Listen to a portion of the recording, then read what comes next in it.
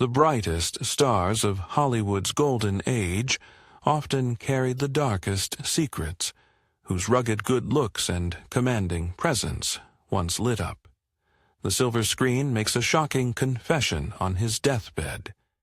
Victor Mature, the man who brought Samson to life, who stood tall among biblical epics and film noir classics, spent his final days going blind, isolated from the world that once adored him. But it wasn't the darkness closing in on his vision that tormented him most. It was something far more painful, a burden he'd carried silently for decades. What could drive a Hollywood icon to suddenly reveal a devastating secret after nearly a lifetime of silence? Was it the guilt that had haunted him since his early days of stardom? Or perhaps the mysterious family tragedy he'd buried beneath the glamour and fame?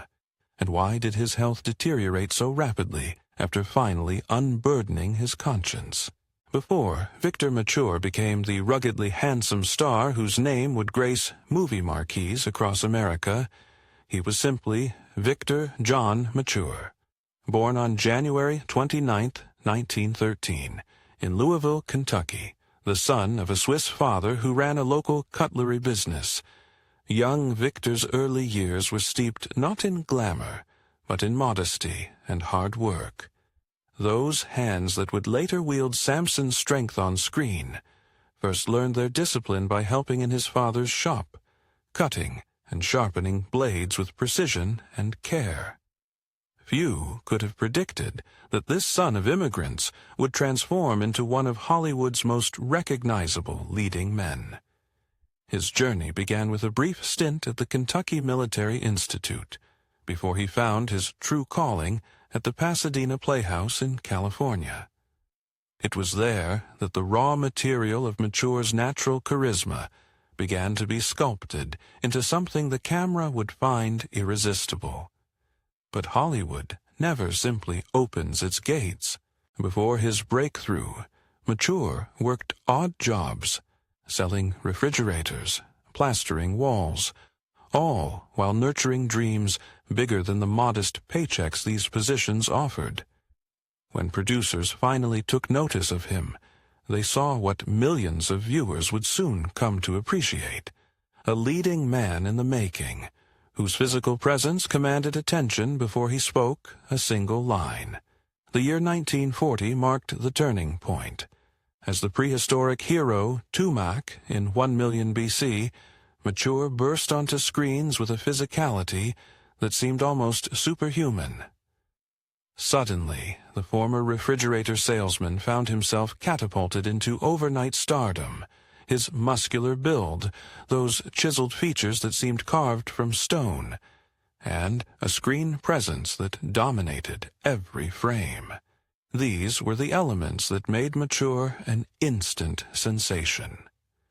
Throughout the 1940s, he capitalized on this momentum, starring in a string of box-office successes: My Gal, Sal, 7 Days Leave, and the film noir classic I Wake Up Screaming, showcased not just his imposing physical attributes, but also his surprising range as an actor who could handle both romance and drama with equal conviction.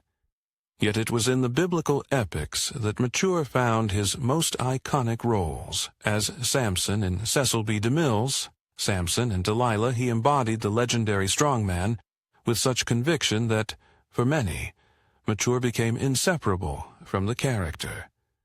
The film's success cemented his place in Hollywood's pantheon, leading to other historical dramas like The Robe and Demetrius and The Gladiators. These films transformed Mature from merely a star into a symbol, a representation of masculine strength and heroism that resonated deeply with post-war America. What makes Mature's rise all the more fascinating was his refreshing self-awareness. Unlike many stars who believed their own mythology, Mature maintained a disarming humility about his talents. He famously deflected praise with self-deprecating humor, claiming he was no actor, and had 64 pictures to prove it. This refusal to take himself too seriously endeared him to colleagues and fans alike, adding layers of complexity to what could have otherwise been a one-dimensional matinee idol. But there was something even more remarkable about Mature that separated him from many of his Hollywood contemporaries, something that revealed the true character of the man behind the heroic portrayals.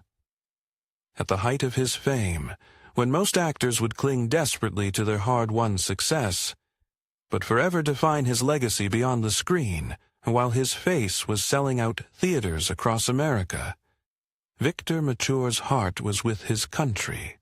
When World War II engulfed the nation, he did something few stars would dare.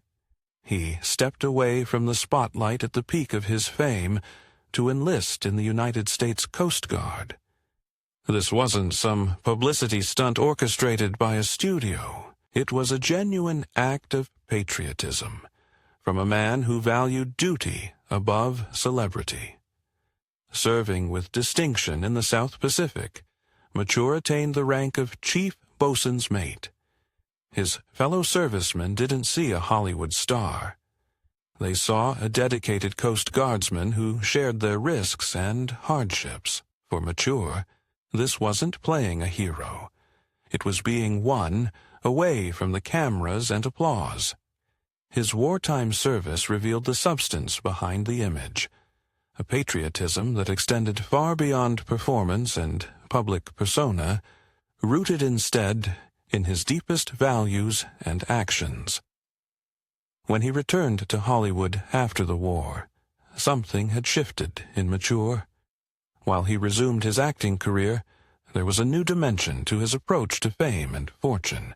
He began looking beyond merely being hired talent, seeking greater creative control and entrepreneurial opportunities within the industry he'd come to dominate. By the 1950s, this evolution led him to establish Romana Productions in partnership with United Artists and Batjack Productions, the latter founded by the legendary John Wayne. Through this venture, Mature made the leap from actor to producer, with films like China Doll, a project in which he took on dual roles both in front of and behind the camera. This transition represented more than just business acumen. It signaled Mature's desire to shape his career on his own terms, to break free from being merely a hired face in physique. He announced ambitious plans for future productions, like The Incorrigibles and Vaults of Heaven. While not all these projects would ultimately materialize, they demonstrated his determination to carve his own path. The Western genre also provided fertile ground for Mature's talents. In Escort West, released by United Artists, he embodied the archetypal cowboy navigating the moral complexities of the frontier. His rugged appearance and commanding presence made him a natural fit for the genre, adding to his versatility as an actor. Another significant project from this period was Timbuktu, a French Foreign Legion adventure that transported Mature to the dramatic landscapes of North Africa. Under the direction of Jacques Tourure, he portrayed a character navigating the perilous missions of the Legion, demonstrating yet again his ability to thrive across diverse genres and settings. By the late 1950s, Mature had developed a strong relationship with producer Irwin Allen, leading to his involvement in The Big Circus. This ambitious project allowed him to step into the colorful world of circus performers, adding yet another dimension to his already impressive range. From war hero to cowboy to circus performer, Mature proved he could convincingly inhabit any role producers could imagine. His filmography continued to expand with projects like The Bandit of Joby and the title role in the Italian peplum film Hannibal, where he portrayed the legendary Carthaginian general with characteristic intensity. His collaboration with Orson Welles in The Tartars further solidified his association with historical epics, a genre that had come to define much of his career. Yet, despite this continued success and apparent versatility, something was changing within Mature. By the age of 46, he made a decision that shocked many in the industry. He would retire from acting. When later asked about this choice, he explained with characteristic frankness that it wasn't fun anymore. Financially secure and perhaps weary of the Hollywood machine, he declared his intention to become a professional loafer. But even as he stepped away from the cameras, the personal dramas of Mature's life continued to unfold, revealing a man whose complexity extended far beyond the characters he portrayed on screen. Behind the larger-than-life persona of Victor Mature existed a man constantly searching for connection and companionship. His personal life was as dynamic and multifaceted as his screen roles, marked by 5 marriages that spanned the various chapters of his evolution through fame and fortune. His first marriage to Frances Charles marked the beginning of his attempts to balance the demands of stardom with the desire for personal fulfillment. Though details of this relationship remained sparse in the public record, it represented his initial foray into reconciling his public image with private happiness, a balance that would prove elusive for years to come. Following this relationship, Mature wed Martha Stevenson Kemp, a woman already familiar with the entertainment world through her previous marriage to renowned big band leader Hal Kemp. Martha had experienced her own brush with tragedy when Hal died in a car accident in 1940, giving her perhaps a unique understanding of life's fragility, despite the glitter of show business. Nevertheless, even this shared perspective couldn't sustain their union indefinitely. Mature's search for stability continued with his third marriage to Dorothy Stanford Berry. Though not a public figure herself, Dorothy became part of Victor's increasingly complex romantic history. Like his previous relationships, this marriage reflected his ongoing quest for emotional anchoring amid the often isolating reality of celebrity. His fourth marriage, to Adrienne Erwick, represented yet another attempt to find genuine connection in his high-profile life. Though relatively brief, it marked another step in Mature's persistent pursuit of something real and lasting beyond the artifice of Hollywood. It wasn't until his fifth and final marriage that Mature seemed to find what he had been searching for all along. In 1974, at the age of 61, he married Loretta Sabina, a woman who would remain by his side for the rest of his life. Their union endured for over 2 decades, until Mature's death in 1999, suggesting he had finally discovered the stability and companionship that had eluded him through 4 previous marriages. Together, Victor and Loretta had 1 child, a daughter named Victoria Mature, who would go on to follow in her family's artistic footsteps as an opera singer.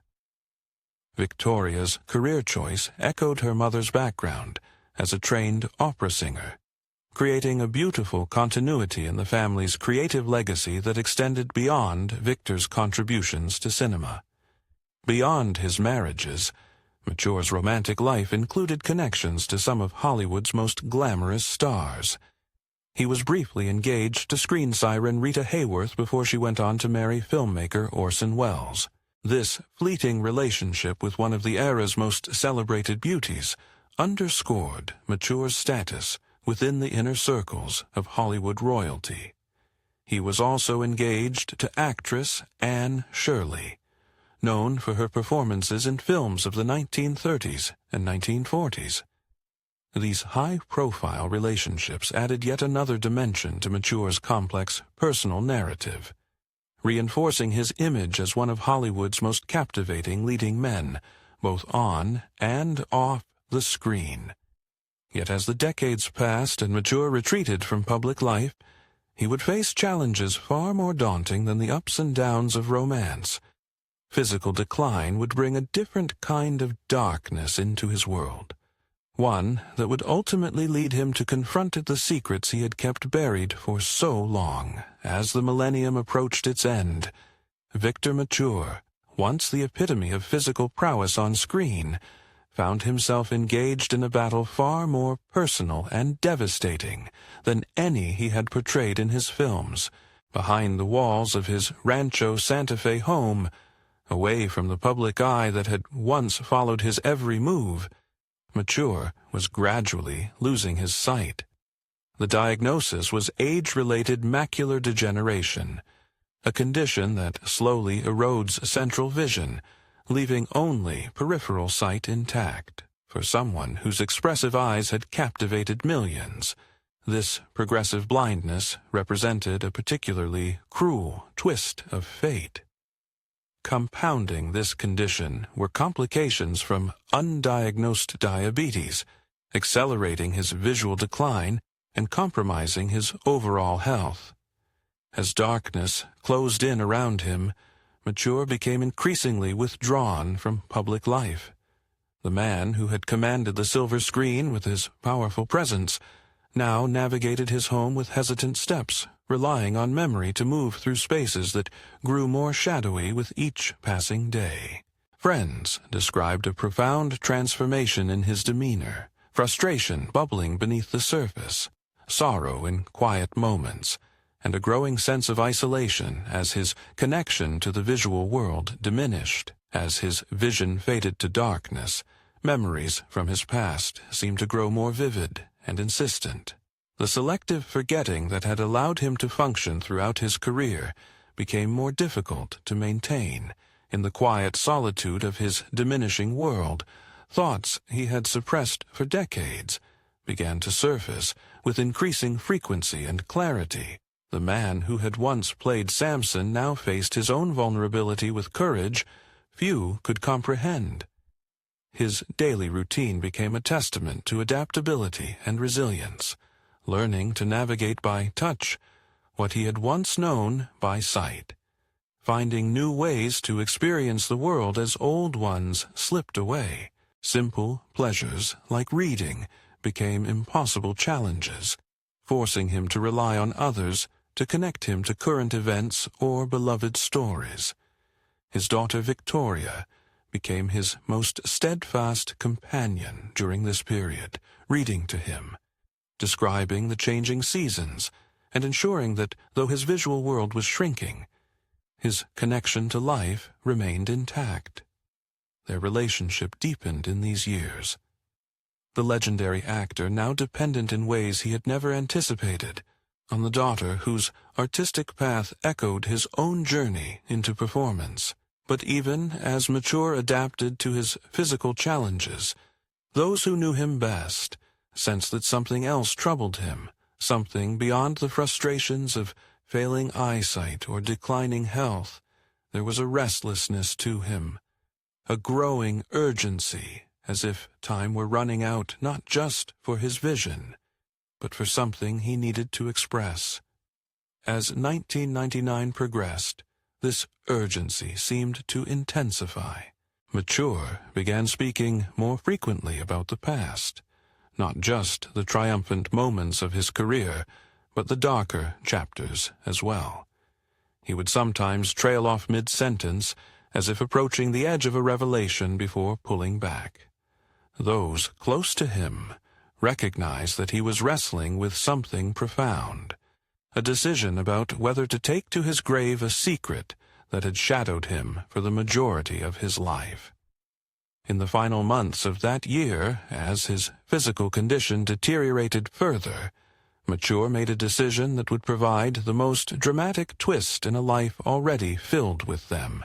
After decades of silence, he was ready to speak the truth, regardless of the consequences. What followed would stun even those who thought they knew him best. In the quiet confines of his Rancho Santa Fe home, with his vision now almost completely gone, Victor Mature made a decision that would provide the final heartbreaking chapter to his remarkable life story. After decades of maintaining a carefully crafted public image, he chose to unburden himself of a secret that had haunted him since his early days in Hollywood. The revelation came during a rare interview recorded privately, intended as material for a biographical work. What started as a typical reflection on his career soon veered into uncharted territory when, with a voice trembling from both age and emotion, Mature began to speak of events he had never before discussed publicly. In the shadowy world of his blindness, memories from more than half a century earlier suddenly gained newfound clarity. Though there were two versions of his confession, one involving a failed romance with a young actress who later took her own life, another concerning the covered-up death of his younger brother during the filming of Kiss of Death, both spoke to the same fundamental truth. Victor Mature had been living with crushing guilt for most of his adult life. In the first account, he spoke of a brief but intense romance with a fellow aspiring actress during his early rise to fame. The relationship ended abruptly when his agent pressured him to withdraw for the sake of his image. The young woman, reportedly overwhelmed by the pressures of the film industry and feelings of abandonment, took her own life shortly thereafter. Though never publicly connected to the incident, Mature had privately blamed himself for decades.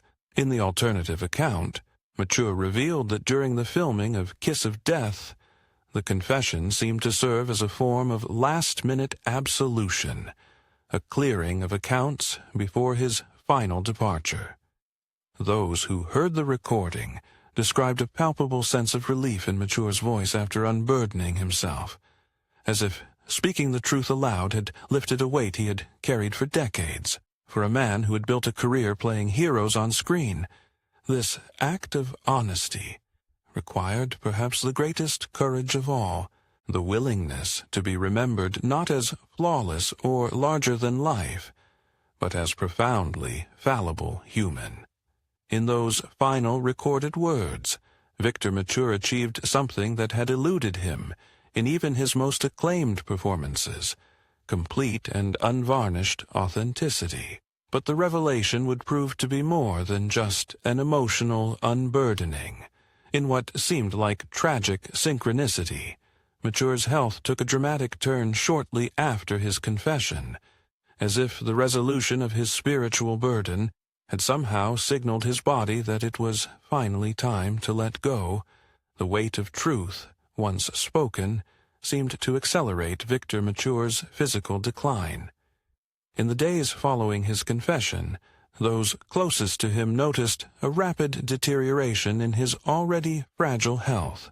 The man who had once portrayed Samson with such vitality now seemed to be surrendering to the combined forces of age, illness, and, perhaps in some poetic way, to the release that came with finally speaking his truth.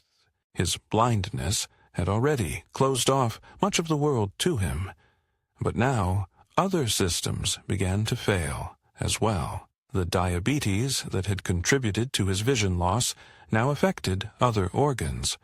Heart disease, which had been managed for years, began to assert itself more aggressively and most ominously.